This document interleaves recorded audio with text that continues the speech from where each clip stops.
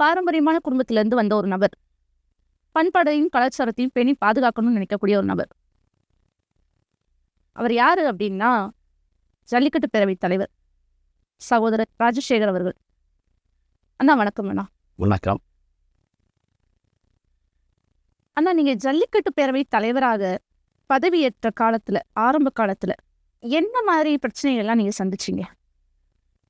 அதாவதுமா, ஜல்லிக்கட்டு அப்படின்றது வந்து தென் மாவட்டங்களில் இன்றைக்கு இருக்கிற அளவுக்கு ஒரு 40-50 ஆண்டு காலத்துக்கு முன்னாடி நாங்கள் குழந்தைய பருவத்தில் இருக்கும்போது இந்த மாதிரி சினிமா, டிவி, இந்த மாதிரி பொழுதுபோக்குலாம் கிடையாது.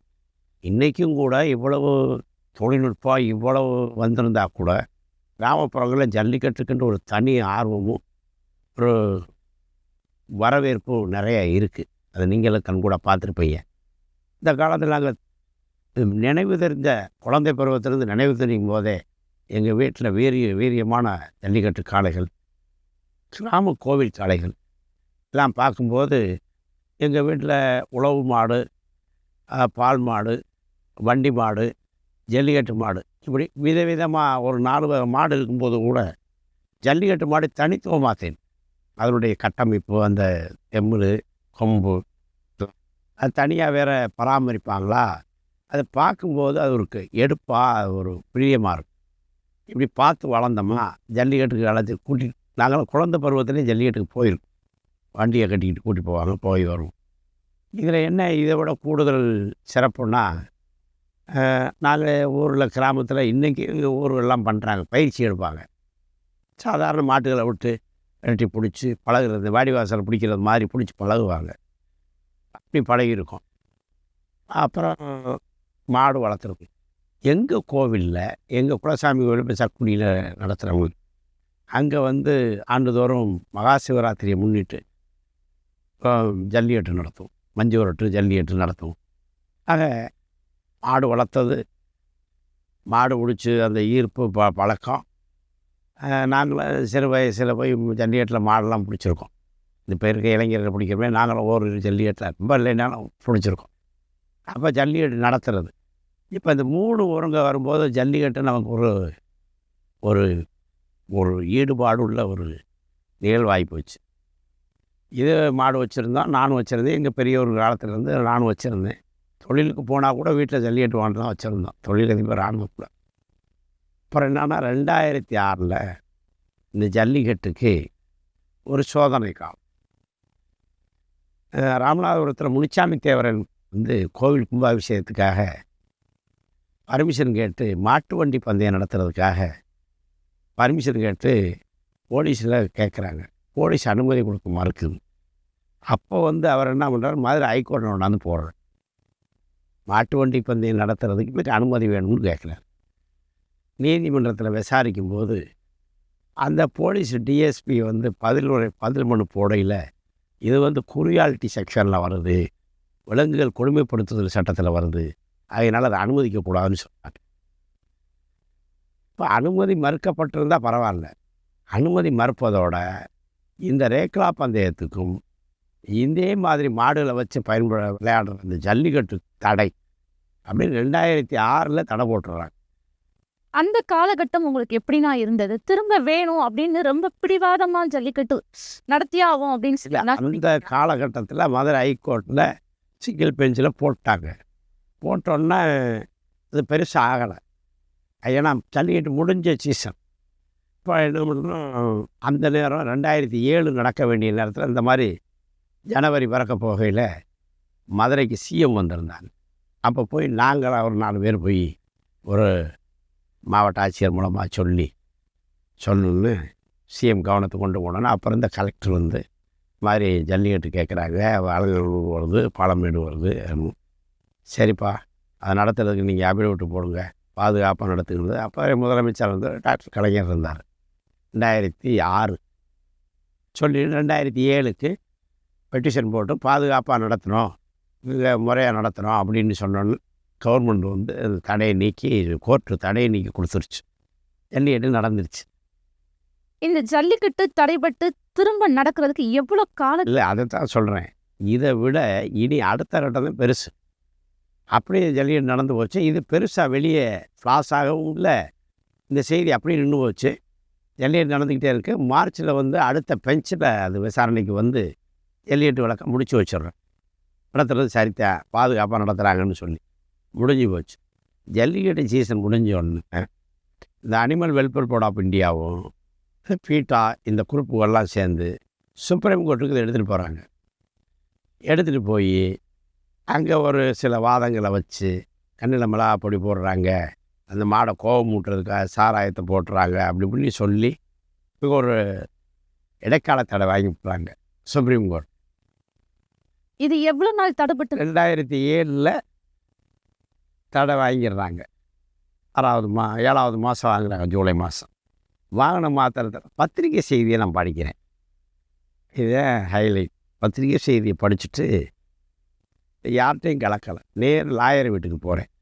லாயர் வீட்டில் போய் என்னங்க இது யாரோ தடை வாங்கியிருக்காங்க, இது என்னென்னு விசாரிக்கங்க, சுப்ரீம் கோர்ட்டில் தடை வாங்கியிருக்காங்க, விசாரிப்போம் அப்படின்ட்டு. பேப்பர் நியூஸ் தான்.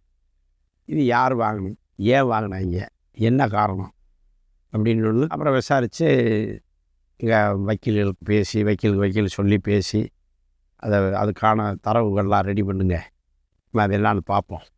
நம்ம போடுவோம் சார், நம்ம போடுவோம், பெட்டிஷன் போடுவோம், நம்ம ரிவ்யூ பண்ணுவோம்ன்றாங்க. சரி இப்போ ரெடி பண்ணுங்கன்ட்டு வந்துட்டேன். வரும்போது வீட்டில் வந்து இதே மாதிரி மாலை நேரத்தில் போய் பார்த்துட்டு வந்து இரவு வீட்டில் படுக்க போகையில் யோசிச்சு, இது நாட்டு தழுவிய மேட்டராச்சே, நம்ம மட்டும் எடுத்துகிட்டு போய் இது என்ன செய்ய முடியும், இது நல்லதாகவும் பண்ணலாம் கெட்டதாகவும் வரலாமே அப்படின்ட்டு நானாக ஒரு யோசனை பண்ணி ஒரு பப்ளிக்ஸில் ஒரு விளம்பரப்படுத்துவோம். இந்த மாதிரி ஜல்லிக்கட்டுக்கு தடையாக இருக்குது, இது சம்மந்தமாக பேசுவோம்னு சொல்லிட்டு ஒரு மேட்ரு தயார் பண்ணுறேன். பாரம்பரியமான ஜல்லிக்கட்டு உச்சநீதிமன்ற தடையை நீக்குவது சம்மந்தமாக ஆலோசனை கூட்டம் அப்படின்னு போட்டு ஒரு மண்டபத்தை பிடிச்சி விளம்பரப்படுத்தி மதுரை, தேனி, திண்டுக்கல், திருச்சி, தஞ்சாவூர் எல்லாத்துக்கும் வர்றது மாதிரி என் படத்தையும் போட்டு ஜல்லிக்கட்டு மாட்டு படத்தை போட்டு விளம்பரத்தை கொடுத்துட்டேன். 10 மணிக்கு கூட்டம் போட்டிருந்தேன். ஆகஸ்ட்டு 12, 2007 இந்த அப்போயே போட்டோம். 10 மணிக்கு கூட்டம், 9:30 மண்டபம் கொள்ளலைன்ட்டாங்க. அவ்வளோ பேர் இதுக்கு சப்போர்ட் பண்ண? அவ்வளோ பேர் வந்துட்டாங்க. அப்புறம் நான் 9 வரைக்கும் கிளம்பிக்கிட்டு இருக்கேன். ஐயா மண்டபம் கொள்ளலைங்கய்யா, வெளியிலே அது ஸ்பீக்கர் கட்டணும் போல், உள்ளே இருக்கிற ஸ்பீக்கர் தான் இருக்குது, வெளியிலே தான் கட்டணுன்றேன். சரிடா வர்றான், வருகை பதிவேடு மாதிரி போட்டு அப்படியே அட்ரஸில் எழுத சொல்லி பார்த்தா உள்ளே வந்து பார்த்தா எக்கச்சக்கமான கூட்டம். பெரிய பெரிய ஆளுகள்லாம் வந்திருக்காங்க, கடம்பூர், ஜமீன் எல்லாம் வந்திருக்காங்க. இந்த மாட்டு வண்டி பந்தயம்னு மாட்டு வண்டி பந்தயம் இது சேர்ந்து வந்தோன்னா பெரிய கூட்டம். நான் போனேன், மேடையில் இருக்க சேர்லாம் இடறான்னு எடுத்துகிட்டு எல்லாத்தையும் வணங்கிட்டு, ஐயா என்னுடைய அழைப்பை ஏற்று வந்த உங்களுக்கு எல்லாருக்கும் கோடான கோடி நன்றி. இப்போ இதை எப்படி இந்த கூட்டத்தை வழி நடத்துறது அப்படின்றதுக்கு நானாக ஒரு யோசனை பண்ணியிருக்கேன். ஒவ்வொருத்தராக வாங்க, ஒரு பகுதிக்கு ஒருத்தர் வாங்க, ஒரு 2 நிமிஷம் 1 நிமிஷம் பேசுங்க, உங்களுடைய கருத்தை சொல்லுங்கள். ஒருத்தர் சொல்ல கருத்தை இன்னொருத்தர் பேசாதீங்க, பேசுனதேவே பேசாதீங்க. அதனால் எல்லாருக்கும் பேசுறதுக்கு வாய்ப்பு கொடுக்கணும். எல்லா மாவட்டத்துலேருந்து வந்திருக்கீங்க அப்படின்னு வணங்கிட்டு போய் நானும் ஆளோட்டாலாக உட்காந்துங்க. ஒவ்வொருத்தரும் பேசுனா ஒவ்வொருத்தரும் உற்சாகமும் அந்த ஆவேசமும் பார்த்தீங்கன்னா, அவங்க பேசுனதுலேயே உங்களை ஈர்த்த கருத்து அப்படின்னா எதனா இது நம்மளுக்குள்ளே இருக்கிற உணர்வைத்தான் அவங்க ஒவ்வொருத்தரும் ஒவ்வொரு விதமாக பேசுகிறாங்க. இவன் யார் தடவோட, இவனுக்கு நமக்கு என்ன இருக்குது, நம்ம கோயிலில் நம்ம அவுத்து விட்றான், இவன் யார், இவனுக்கு என்ன, பல விதமாக பேசுகிறாங்க.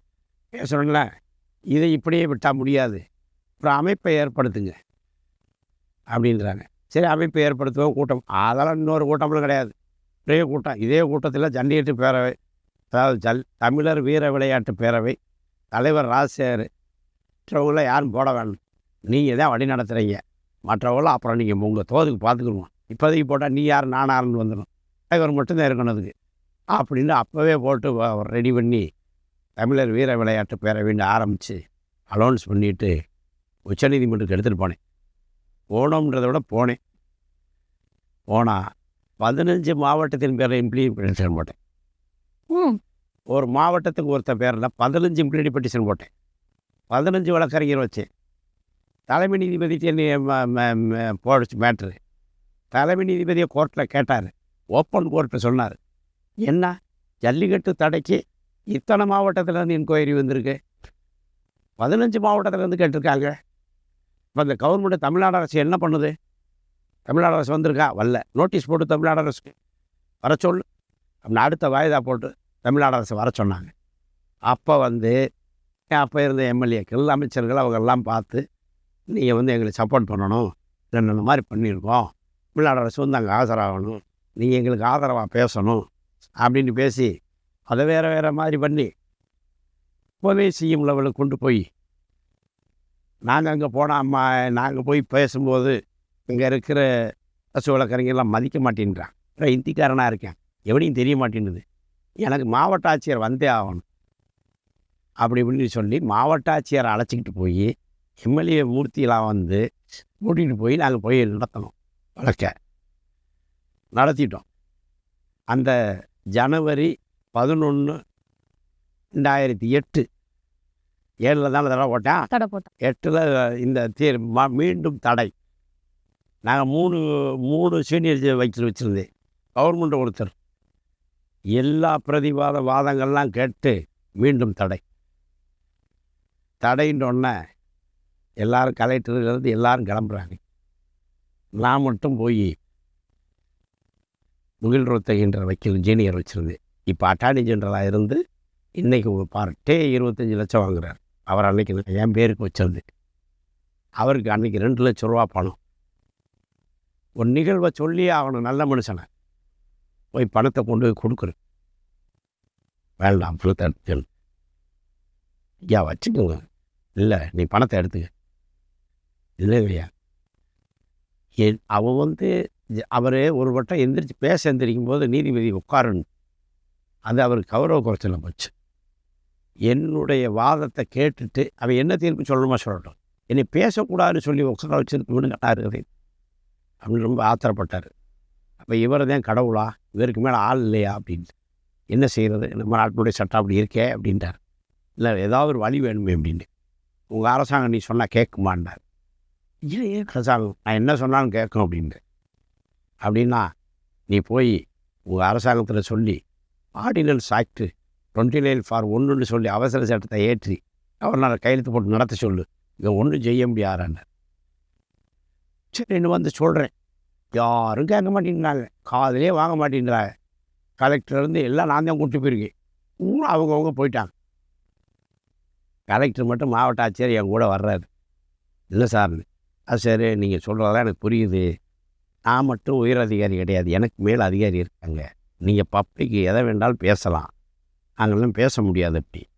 ஏன்னா அவங்க கேட்டாங்கன்னா நான் சொல்லணும், அதனால் என்னையை விட்டுருங்க அப்படின்னு. அப்போ இன்னி என்னடா செய்கிறேன்ட்டு போர்டிங் போட்டு ஏர்போர்ட்டில் 2 பேரும் உட்காந்துருக்கோம். எல்லோரும் public secretary, legal advisor, MLA எல்லாருமே போயிட்டாங்க, சென்னை இறங்கி போயிட்டாங்க. இப்போ நான் கேட்டேன் கலெக்டர்கிட்ட ஒரு தூண்டுதல், சார் மதுரை மாவட்டத்தில் எவ்வளோ சார் போலீஸ் வச்சுருக்குங்க இது கேட்டேன். என்ன இல்லை சார் எவ்வளோ போலீஸ் இருக்கு, என்ன விஷயம் சொல்லுன்னா. இல்லை சார் எனக்கு தெரிய ஒரு ஸ்டேஷனில் அதிகபட்சம் எஸ்ஐ இன்ஸ்பெக்டர் எல்லாரும் சேர்ந்து 50 பேர் இருக்காங்க சார், 50 பேருக்குள்ள தான் சார் இருக்காங்க. ஆனால் அதனுடைய லிமிட்டு இந்த ஏரியா, அதுக்கு உட்பட்ட ஏரியா இருக்கு பாருங்கள், அது 100க்கும் மேற்பட்ட கிராமம் இருக்குது. நாங்கள் மாட்டுப்பொங்கல் அன்னைக்கு எல்லா ஊர்லேயும் எல்லா கிராமங்கள்லேயும் எத்தனை கோவில் இருக்கோ அத்தனை கோவில்லையுமே சாமி கும்பிட்டு மாடுகள் அவுப்போம். மினி ஜல்லிக்கட்டு அங்கங்கே நடக்கும், சின்ன அளவும் பெரிய அளவுலையும் நடத்துவோம். நீங்கள் ஒத்த போலீஸை கூட ஒரு கிராமத்துக்கு ஒரு தொத்த போலீஸை கூட உங்களால் போட முடியாத, எப்படி நீங்கள் எதிர்பார்ட்டுவீங்க? இதுக்கு மாதிரி என்ன கேட்டீங்கன்னா, அதானூர், அவனியாபுரம் இந்த மாதிரி ஊருக்கு தானே சார் வர முடியாது, இந்த மாட்டுப்பொங்கலுக்கெல்லாம் மாடை ஊக்கலாம்லன்னு கேட்டேன். சுப்ரீம் கோர்ட் ஆர்டர் அன்றைக்கி மாடு ரோட்டுக்கே வரக்கூடாதுங்க. அதுக்கு தான் நான் இந்த இதை சொன்னேன், எவ்வளோ போலீஸ் இருக்குது, என்ன ஏது, அதை எப்படி முடியும், எப்படி கட்டுப்படுத்துவீங்கன்னு கேட்டோன்னா அவருக்கு கோவம் வந்துச்சு. கோவம் வந்துன்னு உடனே சூப்பரண்டுக்கு ஃபோனை போட்டார். போலீஸு மாவட்ட காவல் கண்காணிப்பாளருக்கு ஃபோனை போட்டு, மாட்டு பொங்கல் அன்னைக்கு இந்த கிராமங்கள்லாம் மாடு ஜல்லிக்கட்டு இதெல்லாம் நடத்துவாங்க, மஞ்சு விரட்டெல்லாம் நடத்துவாங்களாமே. சுப்ரீம் கோர்ட்டில் தெரியுமா கேஸ்? அது நான் ஃபாலோ பண்ணுறேன் தெரியும் சார். நடத்துவாங்களாமே, அதை கொஞ்சம் விசாரிச்சு சொல்லுங்கள் எனக்கு என்னென்னு. சார் அது விசாரிக்க வேணாம் சார், எனக்கு தெரியும். அது ஒன்றும் பிரச்சனை இல்லை சார், ஊருக்கு நடக்கும் சார். நான் சொன்னது அப்படியே அவர் சொல்லிட்டார். ஊருக்கு நடக்கும், ஆனால் பெருசாக இருக்காது சார். அது ஒரு 10 நிமிஷம், அரை மணி நேரம், 1 மணி நேரம் அப்படியே முடிஞ்சு போயிடுச்சு. நான் பண்ணக்கூடாது. எல்லா ஊர்லேயும் எல்லா ஸ்டேஷன்லையும் சொல்லி எழுதி வாங்கிருங்க, நடத்தாம கூடாதுன்னு சொல்லி. பீஸ் கமிட்டி மீட்டிங் போடுறோம். ஒரு 11 மணிக்கு பீஸ் கமிட்டி மீட்டிங் நான் சொல்லிடுறேன். மாவட்ட ஆட்சியர் அலுவலகத்திலே வைப்போம், நீங்களும் வந்துடுங்க. எல்லா ஸ்டேஷன்லையும் இன்ஃபார்ம் பண்ணுவீங்க, எல்லா டிஎஸ்பி இன்ஸ்பெக்டர் எல்லாரையும் வர சொன்னீங்க. எல்லா கிராமத்திலையும் எழுதி வாங்க சொல்லிட்டார்.